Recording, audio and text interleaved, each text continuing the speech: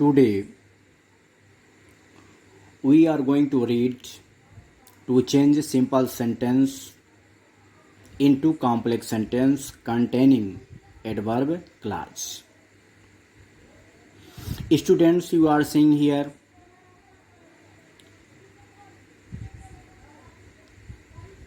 I have written some conjunctions.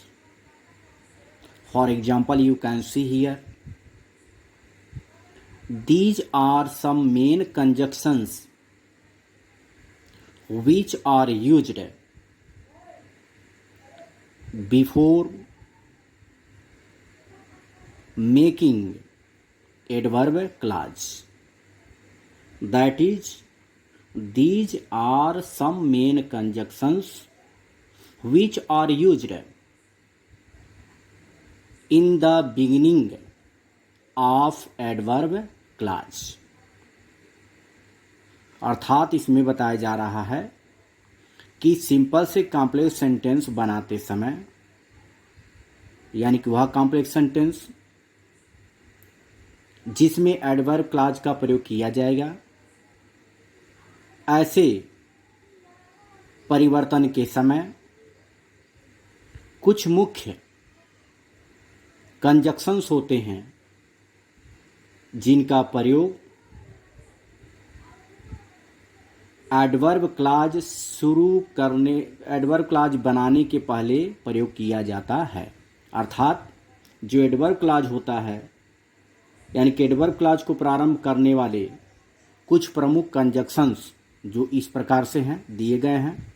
They are, when, whenever, while, after, before, till, until, since, where, how, as, because, so, that, so as, so that, if, unless, provided that, though, although, then, so as, as। तो ये main conjunctions है जिनका प्रयोग हम simple से complex sentence बनाते समय प्रयोग करते हैं भावानुसार। Students, I have taught you about all these conjunctions in synthesis.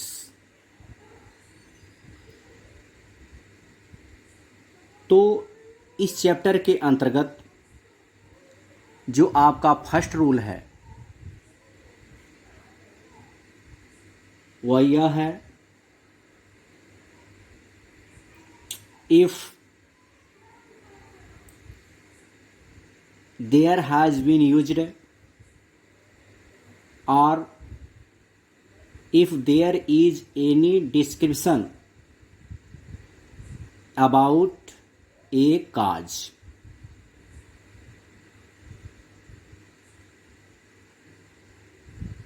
complex sentence is made by using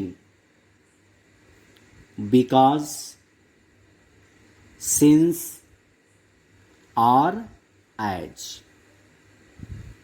अर्थात इस रूल में बताया जा रहा है कि यदि सिंपल सेंटेंस में कोई कारण अर्थात काज बतलाया गया है तो कॉम्प्लेक्स बनाने के लिए बिकॉज का, एज का या सिंस का प्रयोग किया जाता है। For example, you are seeing here there is a simple sentence, owing to his failure Ram had no courage to make further attempt. Complex sentence, Ram had no courage to make further attempt because he had failed. तो जैसा कि इसमें कहा गया है, owing to his failure, यानी कि अपनी असफलता के कारण। इसमें देख रहे हैं कारण दर्शाया गया है और रूल में ही बताया गया है। यदि सिंपल सेंटेंस में कोई कारण दर्शाया गया हो, उसमें किसी कारण का वर्णन हो, तो कॉम्प्लेक्स सेंटेंस बनाते समय बिकॉज का, सिंस का या एज का प्रयोग करते हैं।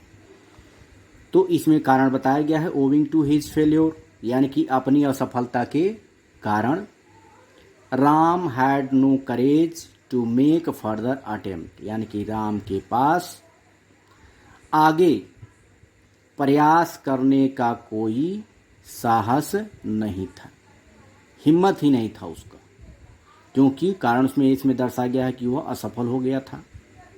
तो कारण का वर्णन इसलिए जब हम कॉम्प्लेक्स बनाएंगे तो we have to use because, since और as according to the sense of the sentence. किसको बनाया गया है कि Ram had no courage to make further attempt, यानी कि राम के पास आगे प्रयास करने का बिल्कुल साहस नहीं था, बिकॉज ही हैड फेल्ड, क्योंकि वह असफल हो गया था। तो इस तरह से कारण देकर के आप बनाएंगे। आप इसको ऐसे भी लिख सकते थे, since Ram had failed, since Ram had failed, comma देंगे, he had no courage to make further attempt, या आप ऐसे भी कर सकते हैं, एज राम हैड फेल्ड, फिर कामा देंगे, he had no courage to make further attempt. तो यदि आप एज का प्रयोग करेंगे, सिंस का प्रयोग करेंगे तो आप ये भाग शुरू में कर देंगे, नहीं तो बिकॉज का करेंगे तो आपको लास्ट में लिखना है। तो इस तरह से कारण यदि प्रदर्शित है तो कॉम्प्लेक्स सेंटेंस बनाते समय बिकॉज का या सिंस का या एज का प्रयोग करेंगे। उसी तरह जो आपका नेक्स्ट रूल है वह यह है कि if simple sentence expresses effect, complex sentence is made by using so, dots, that। अर्थात यदि सिंपल सेंटेंस से प्रभाव या परिणाम का बोध होता है तो कॉम्प्लेक्स सेंटेंस बनाते समय सो, डॉट्स, दैट का प्रयोग करते हैं।